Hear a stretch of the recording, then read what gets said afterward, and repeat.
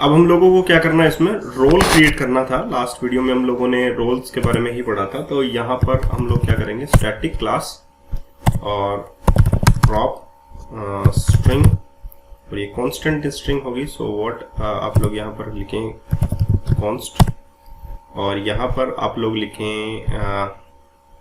ये हो गया होटल।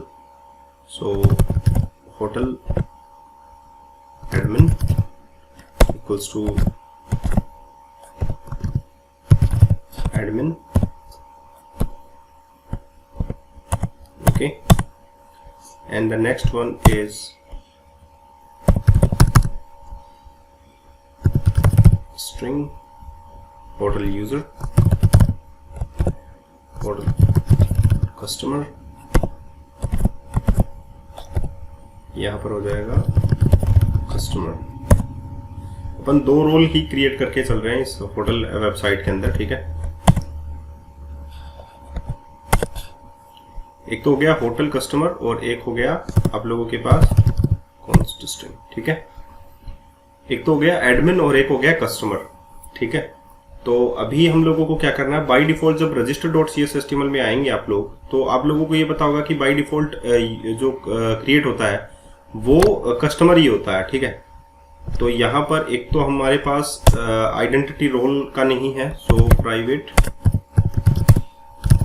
ये register.cshtml आप लोगों को कहाँ मिलेगी, आइडेंटिटी वाले उसमें मिलेगी, फोल्डर में, एरिया वाले में। तो यहाँ पर हम लोग लिख लेंगे role manager, identity role, role manager, ठीक है।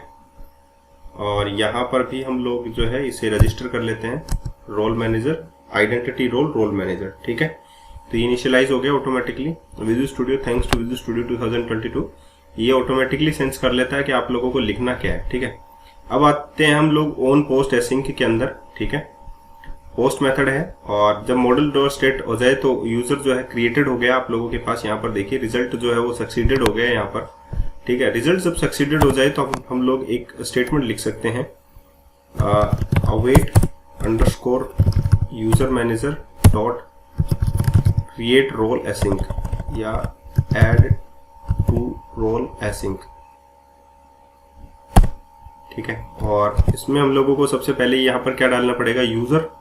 तो हम लोगों ने डाल दिया यूजर, और उसके बाद में हम लोगों को क्या डालना पड़ेगा, स्ट्रिंग रोल।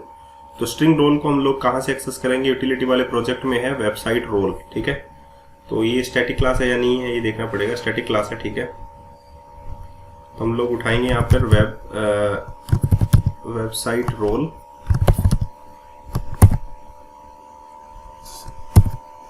ऐड रेफरेंस करना होगा, add reference to utility project, ठीक है।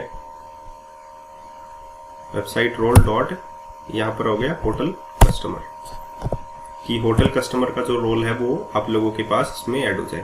पहली बात तो क्लियर हो गई। दूसरी बात ये है कि हम लोगों ने ये वेबसाइट रोल्स बनाई थी, इसी प्रकार हम लोगों को यूटिलिटी वाले फोल्डर में एक डीबी इनिशियलाइजर जो क्लास है वो बनानी पड़ेगी, ठीक है। उसमें हम लोग जो है रोल ऐड करेंगे। तो हम लोग ऐड कर लेते हैं। तो हम लोग यहाँ पर यूटिलिटी वाले प्रोजेक्ट में ही ऐड कर लेते हैं एक नई क्लास,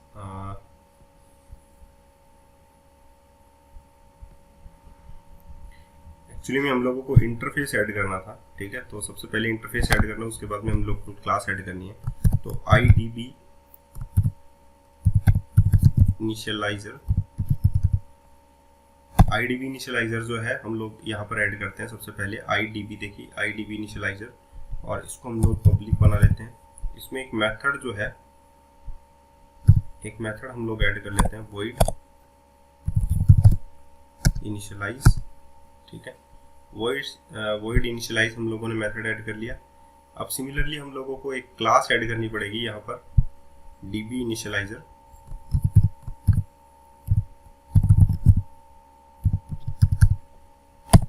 ठीक है। DB इनिशियल, अंडरस्कोर लग गया तो उसको हटाना पड़ेगा।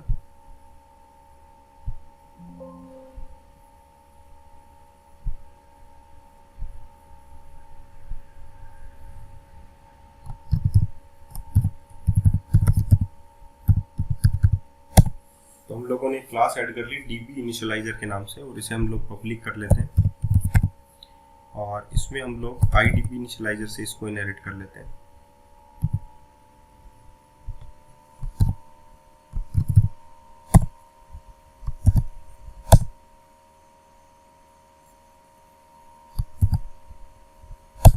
ठीक है। आईडी इनिशियलाइजर हम लोगों ने यहाँ पर ऐड कर ली है, ठीक है। किसी को कोई प्रॉब्लम नहीं होगी। अब सबसे पहले हम लोग जो है डाटाबेस माइग्रेशन के लिए कॉल लिखेंगे और उसके बाद में हम लोग रोल्स जो है डिफॉल्ट एडमिन भी बनाएंगे और रोल्स भी लिखेंगे, ठीक है। तो इसमें हम लोगों को सबसे पहले क्या ऐड करना पड़ेगा, यूजर मैनेजर ऐड करना पड़ेगा, रोल मैनेजर ऐड करना पड़ेगा। So what user manager of application user using Microsoft ASP.NET Core identity, और इसके लिए ऐड रेफरेंस ऑनलाइन मॉडल, ठीक है। एंड इसमें हो जाएगा आप लोगों के पास यूजर मैनेजर, हो गया। एंड नेक्स्ट आप लोगों को रोल मैनेजर ऐड करना पड़ेगा। So private role manager of identity role, ठीक है। रोल मैनेजर हो गया। Next private application DB context underscore context. Application DB context में फिर से ऐड रेफरेंस करना पड़ेगा हम लोगों को, ऐड रेफरेंस BLL, ठीक है। तो ये हो गया आप लोगों के पास। अब हम लोग इनको कंस्ट्रक्टर में इनिशियलाइज कर लेते हैं तीनों को। तो generate constructor DB initializer initialize, ये आप लोगों की देख लिया आप लोगों ने, ठीक है। अब नेक्स्ट में हम लोगों को जो इनिशियलाइज मेथड है उसमें हम लोगों को सबसे पहले डाटाबेस को माइग्रेशन के लिए फॉरवर्ड करना होगा। तो यहाँ पर हम लोग try and catch block use कर लेते हैं।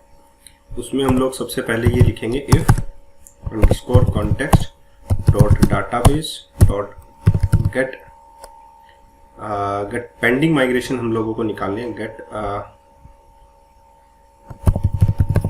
पेंडिंग माइग्रेशंस,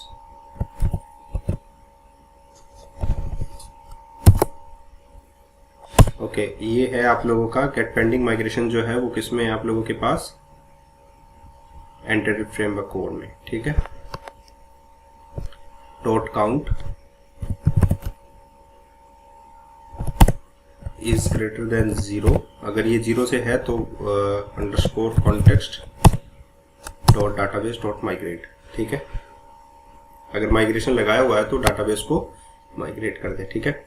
अब हम लोगों को यहाँ पर क्या करना होगा कि डाटाबेस माइग्रेशन हो गया। अब इसके लिए हम लोग क्या कर सकते हैं, अगर हम लोगों को रोल ऐड करने हो तो not underscore role manager dot role exist async, और हम लोगों को यूज करना है website roles dot hotel admin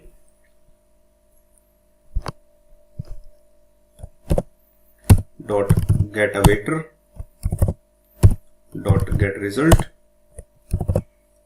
ठीक है।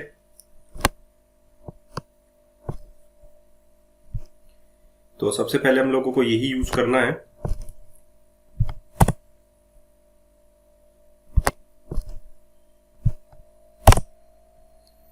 अब हम लोग आप लोगों को यहाँ पर क्या रोल दिखाएंगे, सबसे पहले हम लोग यहाँ पर दिखाएंगे आप लोगों को कि रोल, अब हम लोगों को रोल ऐड करने हैं। तो underscore role manager dot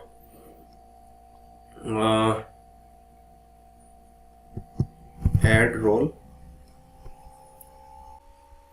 sorry dot create async new identity role, और इसमें हम लोग कौन सा ऐड करेंगे, ये वाला वेबसाइट एडमिन। ये वाली पूरी लाइन ही है एक्चुअली में हम लोगों को लिखनी है, यहां से लेके यहां तक, ठीक है। तो ये वाला ब्रैकेट हम लोग यूज कर लेते हैं, ठीक है। तो ये जो है हम लोगों को get awaiter dot get async, role manager dot create async new identity role, website roles dot admin, और ये रिजल्ट। सिमिलरली हम लोगों को यही चीज क्या करनी है, होटल कस्टमर के लिए भी ऐड करनी है। तो हम लोग यहाँ पर लिखेंगे होटल कस्टमर, ठीक है। यहाँ अब बेयरर क्यों है, ये है ओके, आइडेंटिटी का पार्ट नहीं है ये, हो गया, एक एक्स्ट्रा लग गया होगा।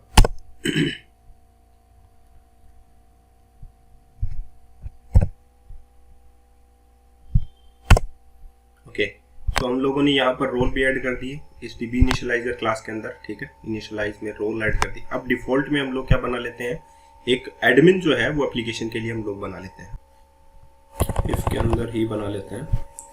हम यहाँ पर लिखेंगे user manager dot create async, यानी कि यूजर क्रिएट करना है, न्यू एप्लीकेशन यूजर, और यहाँ पर हम लोग user manager dot create async में पासवर्ड डालते हैं, तो यहाँ पर हम लोग लिख देंगे डबल कोटेशन में admin @123, ठीक है, ये पासवर्ड हो गया। यूजर मैनेजर में एक्चुअली में क्या क्या चाहिए हम लोगों को, यूजर नेम इक्वल्स टू हम लोग डाल देते हैं admin@gmail.com एंड ईमेल में हम लोगों को चाहिए है सिमिलरली यही,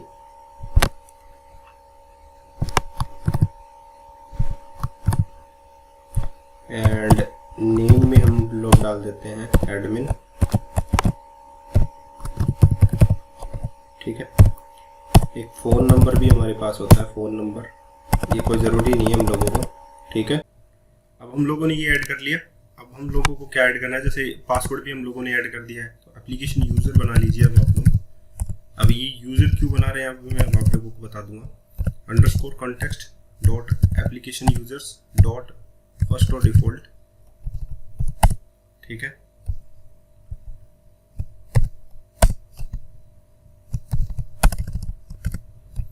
इसमें आप लोग लगा सकते हैं extends to X dot email is double equals to क्या, एडमिन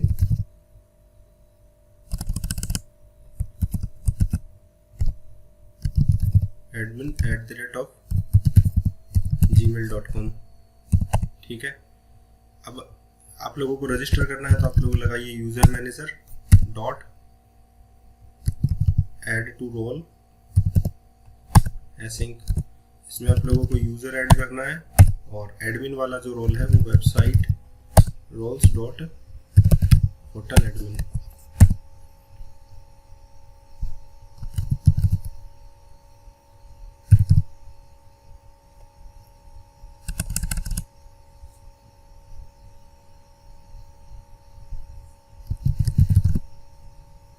नहीं, ठीक है, ये हो गया आप लोगों के पास। एंड फाइनली ये क्या है, कन्वर्टिंग नल लिटरल और possible value to non nullable type, okay okay, ये कोई प्रॉब्लम नहीं है। अब हम लोगों को ये कॉल करना पड़ेगा IDB इनिशियलाइजर, ठीक है। तो हम लोग कहाँ पर जाते हैं, हमारी program.cs फाइल के अंदर जाते हैं, और यहाँ पर हम लोग डाटा सीडिंग करते हैं, ठीक है। यहाँ पर लिखेंगे void डाटा सीडिंग,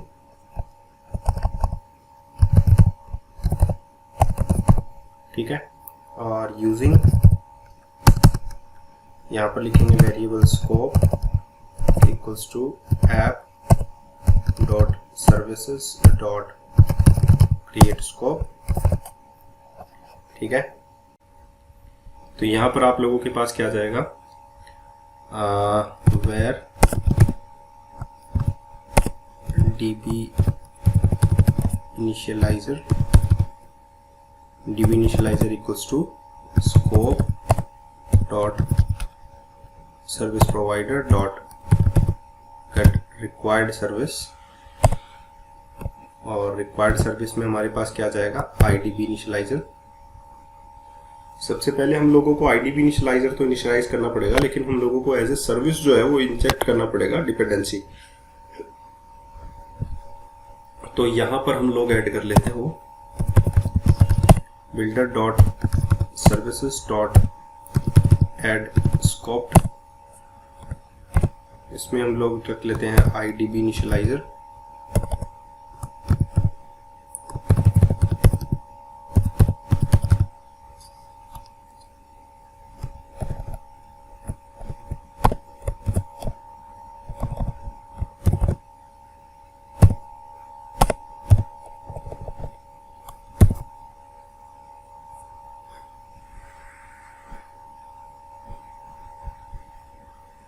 उसका नाम है IDB इनिशियलाइजर।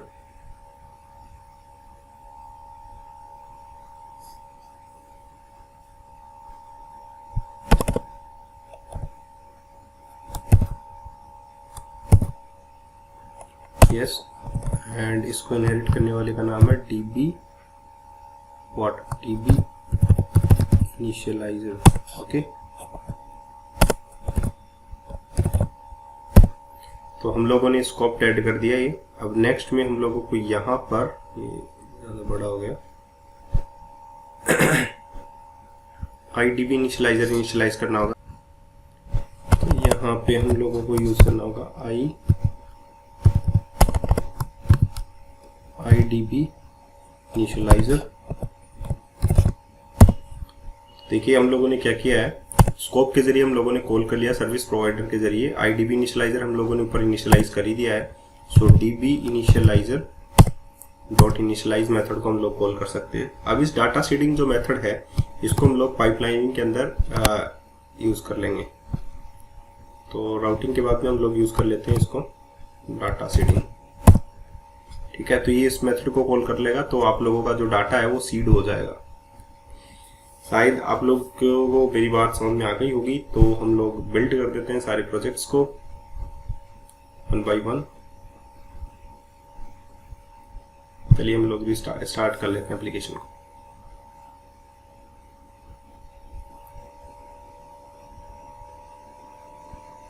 कोई एरर होगा तो हम लोग उसे जरूर देखेंगे।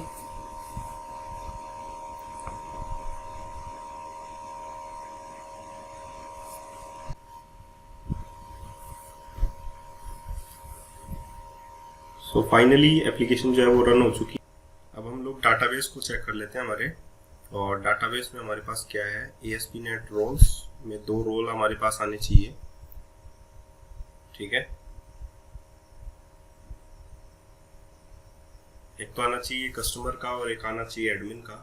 सॉरी, यहाँ पर कुछ नहीं है, फ्रेश करके देख लेते हैं इसको। ओके, कस्टमर और एडमिन आ गया। यूजर में हमारे पास एक एडमिन होना चाहिए। ठीक है, आइडेंटिटी यूजर टाइप एडमिन होना चाहिए।